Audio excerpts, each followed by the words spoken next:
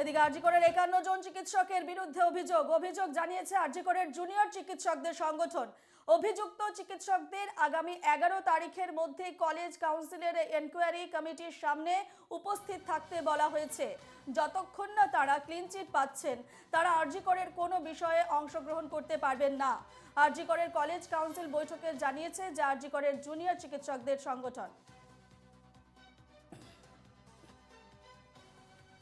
এ নিয়ে বিস্তারিত জানবো, ফোন লাইনে রয়েছেন আমাদের প্রতিনিধি সচিন রক্ষিত। সচিন, আরজিকরের 51 জন চিকিৎসকের বিরুদ্ধে অভিযোগ জানিয়েছে আরজিকরের জুনিয়র চিকিৎসকদেরই সংগঠন। অভিযুক্ত চিকিৎসকদের আগামী 11 তারিখের মধ্যে কলেজ কাউন্সিলের এনকোয়ারি কমিটির সামনে উপস্থিত থাকতে বলা হয়েছে। ঠিক কি কি অভিযোগ রয়েছে তাদের বিরুদ্ধে?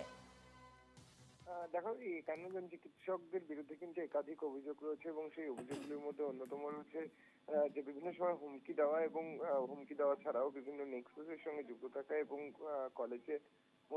কলেজের মধ্যে একটি ভয়ের পরিবেশ তৈরি করে রাখা। এবং মূলত এই অভিযোগগুলিকে সামনে রেখেই গতকাল কলেজ কাউন্সিল বৈঠকে বসে জুনিয়র চিকিৎসকদের যে সংগঠন রয়েছে তাদের সঙ্গে, এবং সেই বৈঠকেই কিন্তু মূলত এই সিদ্ধান্ত নেওয়া হয়েছে আগামী 11 তারিখের মধ্যে এই যে অভিযুক্ত চিকিৎসকরা রয়েছেন সেই চিকিৎসকদের কলেজ কাউন্সিল যে ইনকোয়ারি কমিটি, সেই ইনকোয়ারি কমিটির সামনে উপস্থিত থাকতে বলা হয়েছে এবং আত্মপক্ষ সমর্থন করতে বলা হয়েছে।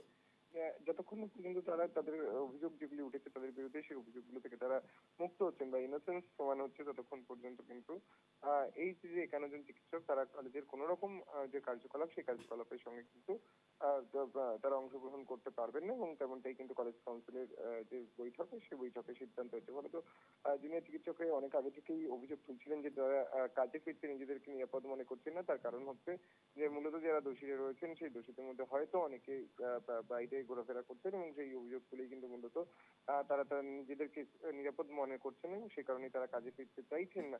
এটি তাদের প্রাথমিক দাবিগুলির মধ্যে অন্যতম একটি দাবি ছিল, এবং সেই দাবিকে সামনে রেখেই কিন্তু মূলত তাদের আন্দোলন কার্যত চলছিল। এবং সেই জায়গায় দাঁড়িয়ে গতকালকের এই কলেজ কাউন্সিলিং এর মিটিং যথেষ্ট বেশ গুরুত্বপূর্ণ। এখন দেখার বিষয় যে এই 11 তারিখ 51 জন চিকিৎসক তারা তাদের আত্মপক্ষ সমর্থনে কি বলেন এবং কলেজ কাউন্সিল পরবর্তীতে কি সিদ্ধান্ত বেশ, সেদিকে নজর থাকবে। সচিন, আপাতত ধন্যবাদ।